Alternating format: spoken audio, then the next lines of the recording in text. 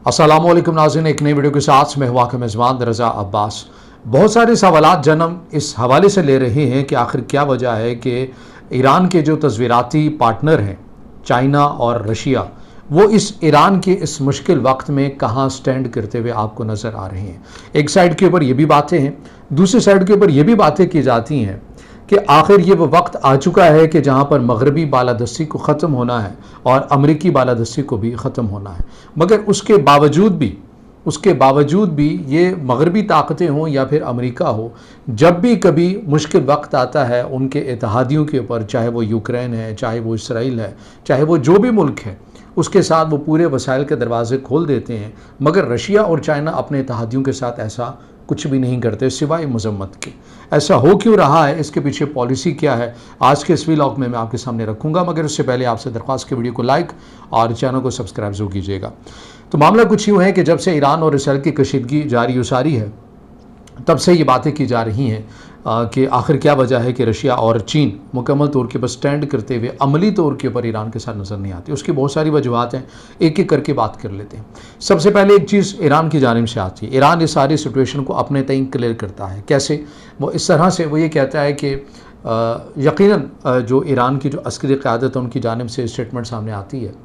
कि हमें इस मुश्किल वक्त में हमारे दोस्त ममालिक ने राबता किया और हमने उन्हें कह दिया है कि हमें फ़िलहाल मदद नहीं चाहिए। व्लादिमीर पुतिन की स्टेटमेंट मैं आपके सामने रख चुका हूँ कि हमने अपने ईरानी दोस्तों से कहा कि अगर आपको हमारी कोई मदद चाहिए तो आप बताइए। इसके साथ साथ चीन की जानिब से भी ऐसी स्टेटमेंट आई कि हमने अपने ईरानी दोस्तों से कहा अगर आपको कोई मदद चाहिए तो आप बताइए। पाकिस्तान की जानिब से ही, पाकिस्तान के दफ्तर ख़ारजा की जानिब से भी स्टेटमेंट सामने आई कि ईरान ने कोई बाज़ाब्ता तौर के ऊपर पाकिस्तान से कोई मदद तलब नहीं की है, लेकिन अगर करेंगे तो हम इसके ऊपर फ़ैसला करेंगे। अब ईरान की जानिब से भी कहा गया कि ईरान ने भी इस बात की तायद की। ईरान ने कहा कि हमारे दोस्त ममालिक ने हमसे राबता, या इस तरह कह लें कि दोस्त ममालिक नहीं, बल्कि इस तरह का लफ्ज़ अपना लें कि हमारे इत्तेहादियों की जानिब से कहा गया कि हम आपकी मदद कर लेते हैं, लेकिन ईरान की जानिब से इनकार किया गया। अब इससे नतीजा क्या निकलता है? इससे नतीजा ये निकलता है कि ईरान ग़ालिबन ये ज़ाहिर करना चाहता है कि जो अभी तक की जो सिचुएशन है वो मुकम्मल उसके कंट्रोल में है और कोई ऐसी चीज़ गैर मामूली नहीं है जो कि ईरान के कंट्रोल से बाहर हो, तो वो बड़ी आसानी के साथ उसको खुद सिंगल कैपेसिटी के अंदर उसको हैंडल कर सकता है। इसलिए वो अपने इत्तेहादियों को नहीं कहना चाहता। मगर इतना सादा मामला नहीं है।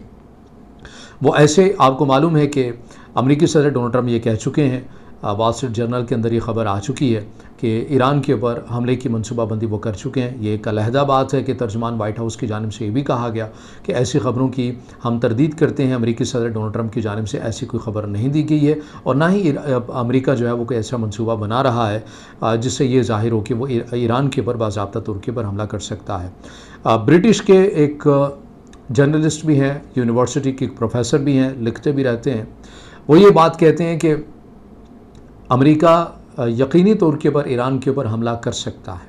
और ऐसा नहीं है कि ये ईरान के लिए पैगाम होगा, ये दर हकीकत चीन के लिए ही पैगाम होगा। ये ऐसा ही मामला है कि जो ख़बर हम देखते हैं अमेरिकी अखबार न्यूयॉर्क टाइम्स में, उसकी जो कल की ख़बर है वो क्या है, उसके अंदर अमेरिकी अखबार ये लिखता है कि अमेरिका का दर हकीकत ईरान के ऊपर हमला, चीन के ऊपर हमला तस्वुर किया जाना चाहिए और दर हकीकत ये चीन को ही पैगाम देना है कि उसका इस खित्ते के अंदर मुकम्मल कंट्रोल नहीं है और उसकी बालादस्ती आज भी उस तरह से नहीं है जैसा कि अमेरिका की है और उसके इत्तेहादियों की है। और इसके साथ साथ आगे बढ़कर जिस ब्रिटिश जर्नलिस्ट का, प्रोफेसर को मैं कोट कर रहा हूँ, उन्होंने कहा कि ये हमला इसलिए है कि ताइवान की सूरत में भी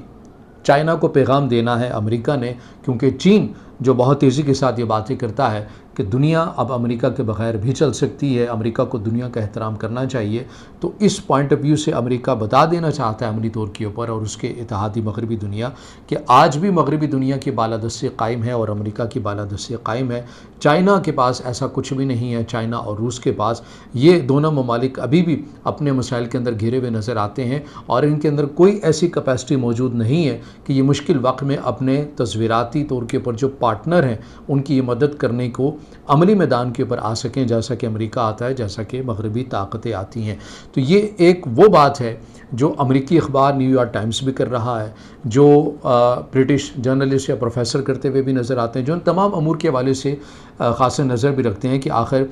इस जगह के ऊपर, इस खत्ते के अंदर ऐसा हो क्यों रहा है। अब ईरान को लेकर जो चीज़ें हमारे सामने आती हैं, अब इसमें तो ये स्टेटमेंट सामने आ गई इसराइली वज़ीर-ए-आज़म नेतन्याहू की, जिसमें वो ये बात कहते हैं कि हमारा ये कभी भी हदफ नहीं है कि हमने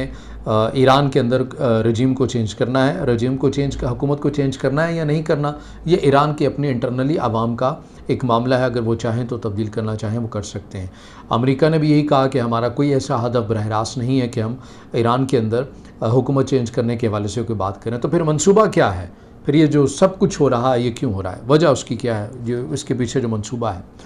हुकूमत चेंज करना भी मकसद है,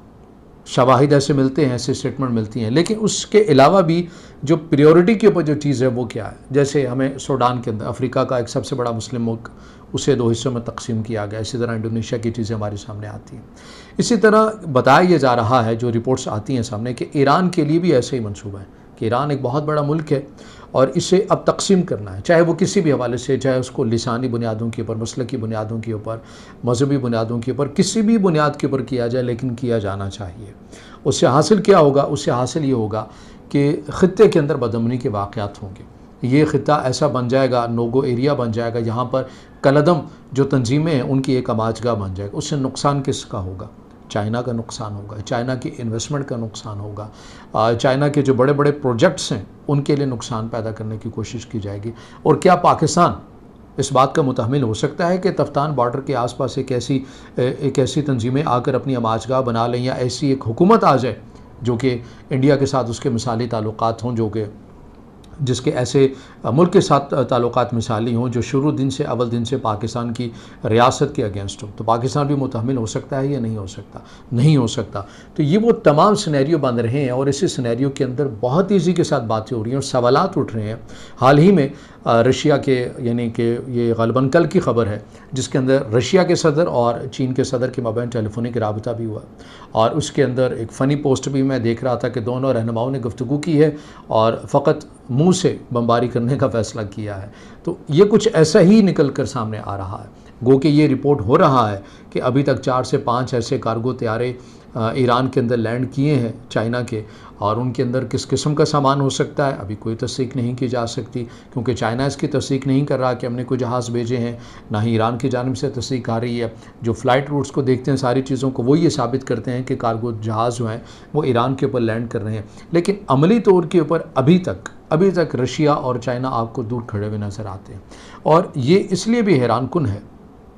कि अगर एक तरफ आप ये बात करते हैं कि आपने मगरबी ताकतों की बालादस्ती को ख़त्म करना है, अमेरिका की बालादस्ती को ख़त्म करना है और उसके मुकाबले में एक नया निज़ाम बनाना है, तो उसके लिए तो ज़रूरी है कि आप ख़ुद को तो मजबूत करेंगे ही, आप हैं भी मजबूत, लेकिन जो आपके आस पास के जो ख़ित्ते के ममालिक हैं, अगर आप उन्हें भी मजबूत नहीं कर सकेंगे, उनका भी तहफ़्फ़ुज़ नहीं कर सकेंगे, तो फिर आपके साथ अगली बारी जब कोई मुश्किल से निकल कर आएगा तो वो फिर आपके साथ जो एग्रीमेंट्स किए हुए उनको रिवाइज़ करने की भी बात करेगा। क्योंकि वो मुल्क तो अगर उसको कुछ हो भी गया या मुल्क वो तकसीम भी हो जाता है, फॉर एग्ज़ाम्पल कोई भी मुल्क है अगर वो तकसीम हो भी किया, तो जिसका जो एजेंडा था वो तो कारगर हुआ, वो तो बिल्कुल ठीक है, उसी मंसूबे के ऊपर आगे बढ़ रहा है, लेकिन आपकी जो इन्वेस्टमेंट है, आपकी जो पॉलिसी है, फिर वो तो फ़ायदेमंद नहीं होंगे। फिर आप जिस मानों में या जिस अंदाज में उसे आगे बढ़ाना चाहते हैं वो तो नहीं बढ़ेंगे। ये भी सारों को पता है कि चाइना बहुत बड़ी तादाद के अंदर तेल लेता है ईरान से, और मार्केट के उस बराबर यानी कि कम कीमत के ऊपर लेता है, क्योंकि ईरान के ऊपर पाबंदियाँ भी हैं, लेकिन सबसे बड़ा सप्लायर है चीन, जो ईरान से ये तेल लेता है बड़ी तादाद के अंदर। तो कल को एक ऐसी हुकूमत आ जाए या ऐसा ईरान एक ऐसा मुल्क बन जाए जहाँ पर खाना जंगी हो, तो क्या चीन इसको अफोर्ड कर सकता है? अगर अफोर्ड नहीं कर सकता तो फिर अभी तक चीन की एक मुकम्मल खामोशी, रशिया की एक मुकम्मल खामोशी, गो कि रशिया यूक्रेन के अंदर एक उलझा हुआ है, उसके बावजूद भी ईरान उनके लिए एक बहुत मैटर करता है, क्योंकि ये एनर्जी और वसाइल से माला माल ये मुल्क है। अगर ये मुल्क एक ऐसे हुकूमत के पास, ऐसे लोगों के पास चला गया जो कि चाइना के एंटी हैं, जो कि रशिया के एंटी है, तो आप खुद सोचिए कि चाइना के आसपास किस हद तक घेराव होगा। और फिर ताइवान के लिए जो चीन की जानिब से पॉलिसी का ऐलान किया गया है कि 2027 में हमने एग्रेसिव होकर आगे बढ़ना है ताइवान के लिए, तो फिर न्यूयॉर्क टाइम्स अमेरिकी अखबार ये कह रहा है कि अमली तौर के ऊपर ईरान के ऊपर अगर हमला होता है मुमकिन तौर के ऊपर अमेरिका की जानिब से, गो कि जिसका इनकार अभी कर दिया गया है अमेरिकी सदर डोनाल्ड ट्रंप की जानिब से, तो इधर हकीकत चीन के लिए पैगाम होगा कि हम अपने इत्तेहादियों को बचाने के लिए अभी भी वैसे कायम हैं, और जो आप समझ बैठे हैं कि हमारी बालादस्ती ख़त्म हो गई है, उसके अंदर कोई हकीकत नहीं है। अब उन जंगों के अंदर कामयाबियाँ हुई हैं, वियतनाम के अंदर कामयाबियाँ हुई हैं या नहीं हुई हैं, अफ़गानिस्तान के अंदर हुई हैं या नहीं हुई हैं, इराक़ के अंदर कामयाबी हुई है या नहीं हुई है, इसके अंदर एक अलहदा डिबेट है। लेकिन अमेरिका ये पैगाम देना चाहता है कि अगर आपने कल को ताइवान के ऊपर ऐसा कुछ किया तो हम ताइवान के तहफ़्फ़ुज़ के लिए मुकम्मल तौर के ऊपर ऐसे ही एक्टिव होंगे जैसा कि अभी मौजूदा सूरत हाल में हम अपने इत्तेहादियों के साथ खड़े हैं। तो ये एक